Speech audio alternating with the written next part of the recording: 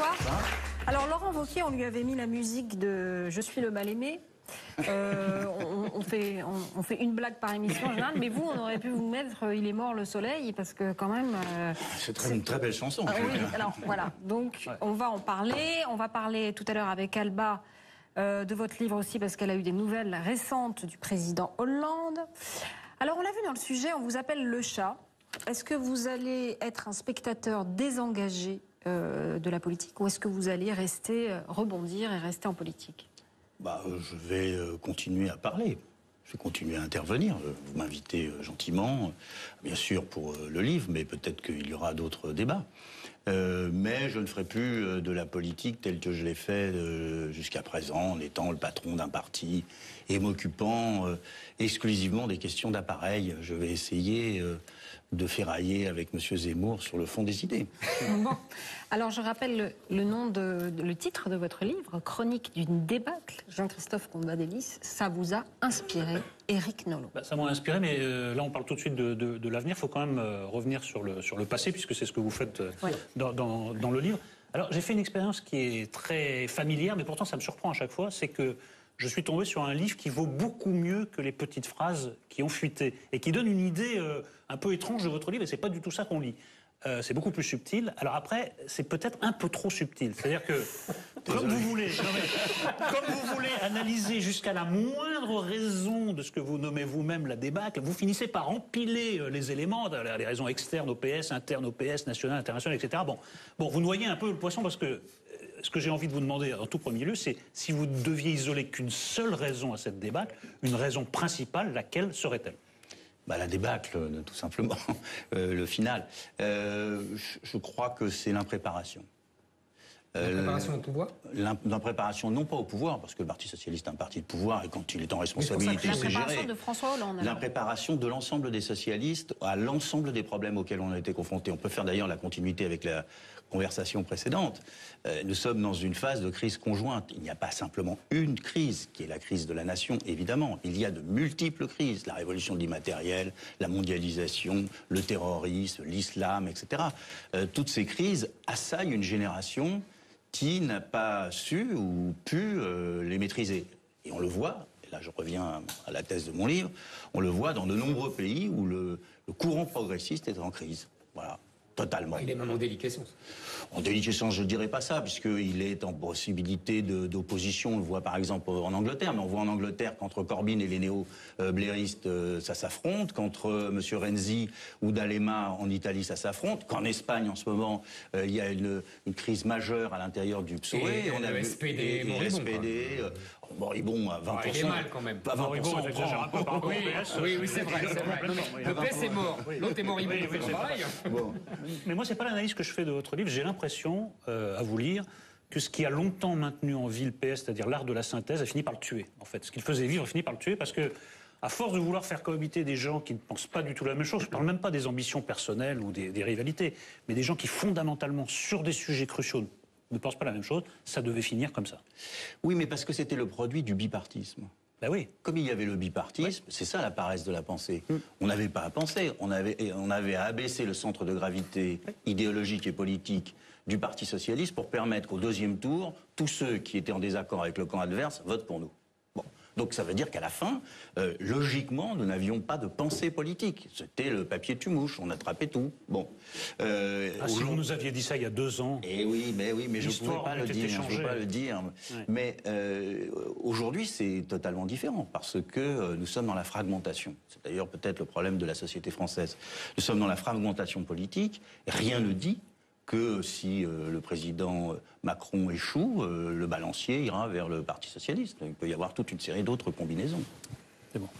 Moi, je voudrais centrer 2 minutes sur vous.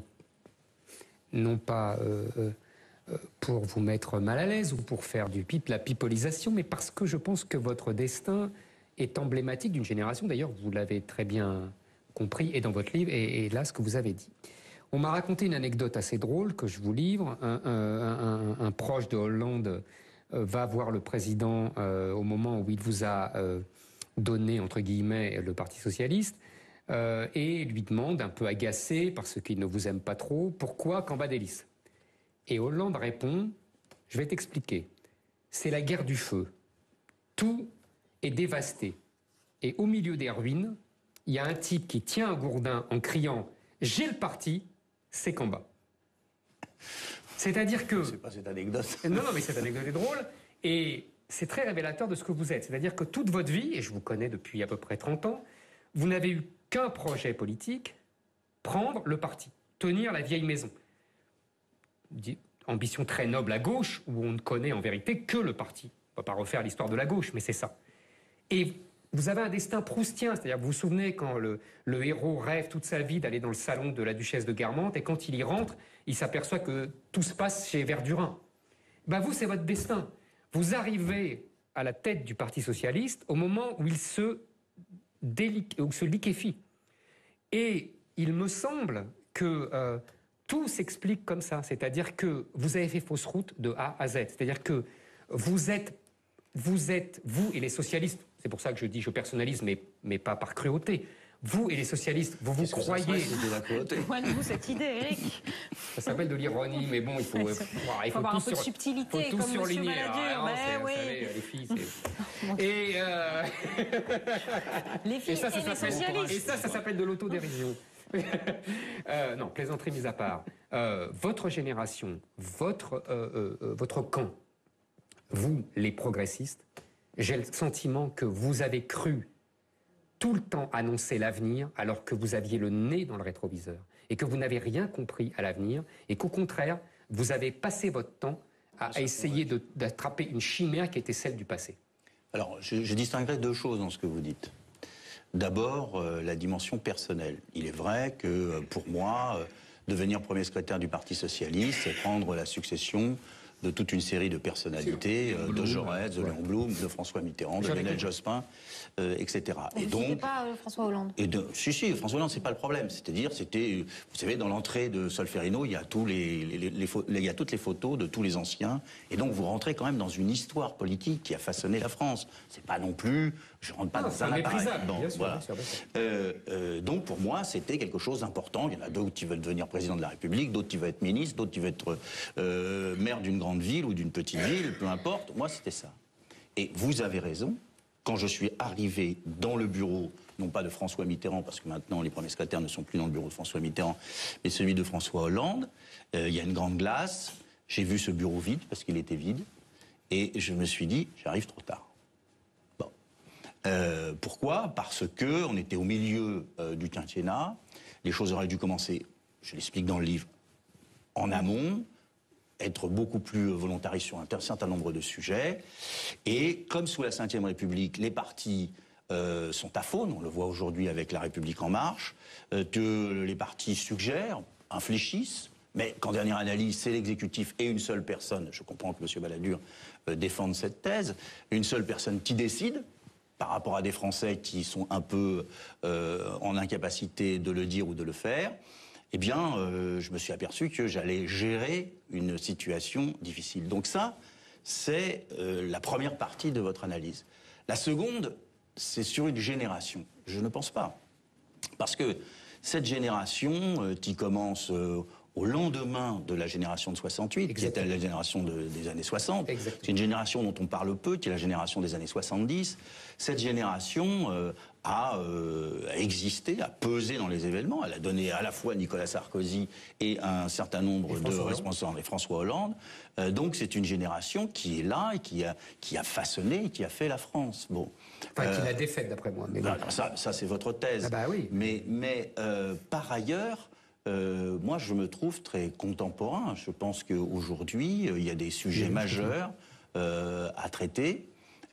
Et je pense pouvoir y participer. Mais pour participer au débat contemporain actuel et traiter l'ensemble des problèmes auxquels la France est confrontée, il fallait que je me désengage, que je sorte du Parti socialiste. Je pouvais parfaitement l'accompagner jusqu'au prochain congrès, mais je préférais prendre une décision. Certains disent qu'on vous a poussé vers la sortie quand même. Hein. C'est vrai. C'est vrai que dès le soir du deuxième tour de l'élection, je l'explique au début du livre, certains avaient, parce que c'est le Parti socialiste, ourdi quelques complots pour me renverser, mais enfin je me sentais de taille à les combattre, vu le fait qu'ils étaient aussi tous battus.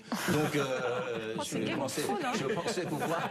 Il y a un peu de ça, Je pensais pouvoir rester en place, mais j'ai préféré ne pas le faire. Et ce soir-là, c'est la confirmation du premier jour, c'est que je suis le 18 juin.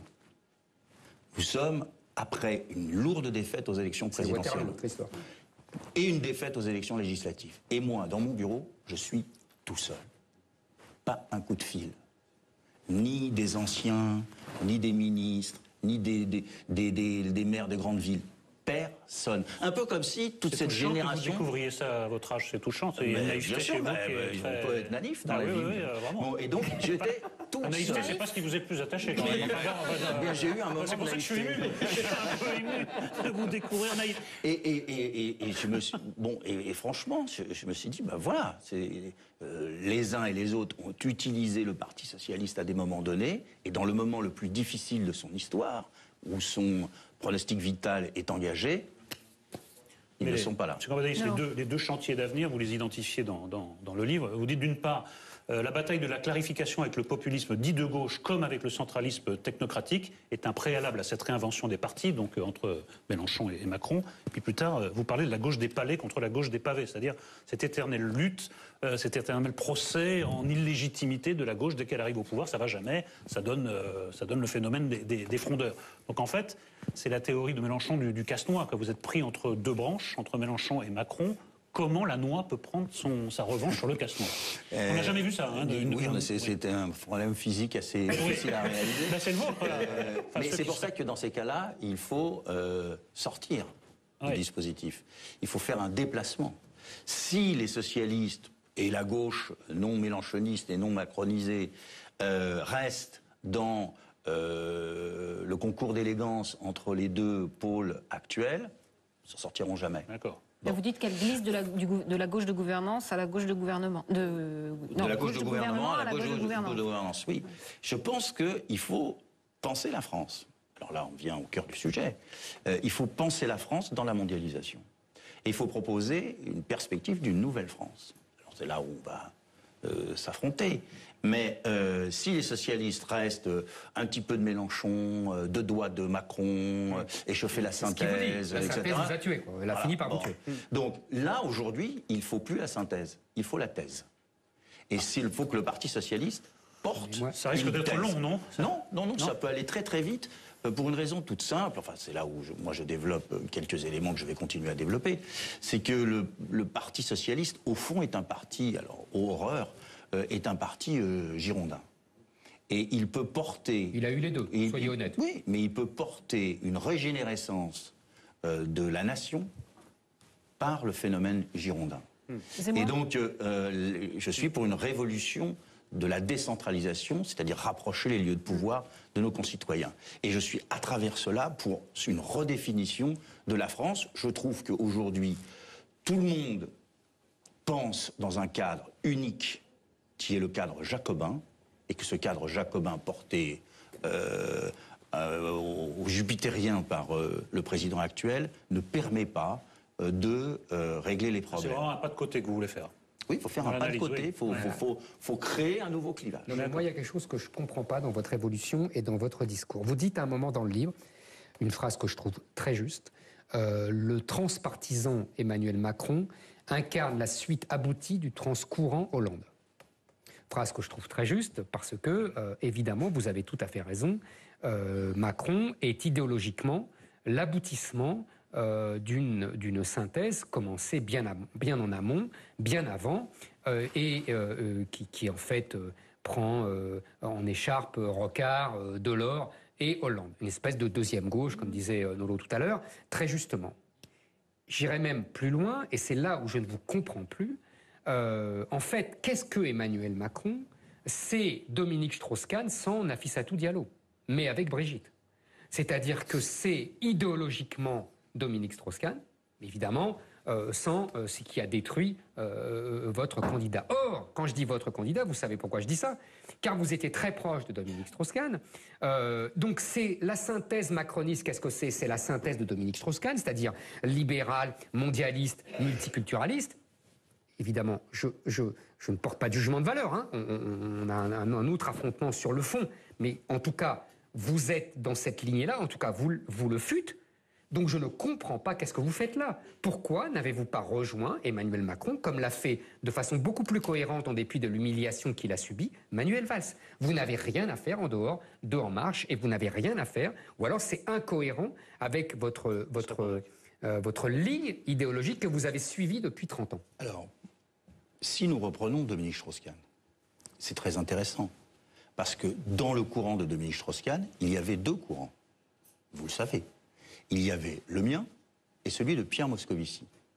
Tous les amis de Pierre Moscovici sont aujourd'hui autour d'Emmanuel Macron. Et moi, je défendais une autre thèse, qui était la régénérescence de la social-démocratie, que Dominique Strauss-Kahn pouvait porter, et qu'il a assumé. Et s'il dit, dans le petit discours qu'il a fait d'hommage à Nicole Bricq, qu'on peut allier la gauche et la droite à des moments donnés, mais qu'il y a culturellement une droite et une gauche, c'est qu'il est sur cette orientation-là, fondamentalement. Mais Macron, c'est la gauche, arrêtez, c'est la gauche libérale, la deuxième gauche, c'est Rocard.